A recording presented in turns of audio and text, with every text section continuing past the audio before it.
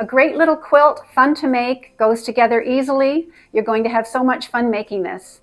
The reason I love it are the pinwheels. I think that's just such an eye-popping feature.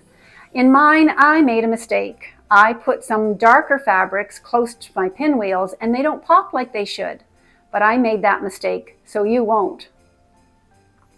The quilt is a 4-class course. And, oh, I know what I didn't tell you. Clearly perfect angles. Such a great tool to have in your stash. If you don't have it already, we have them here for you. And they'll make those angles just easy, magical. It will all go together so simply. You can use a jelly roll or you can use yardage. So come and join me.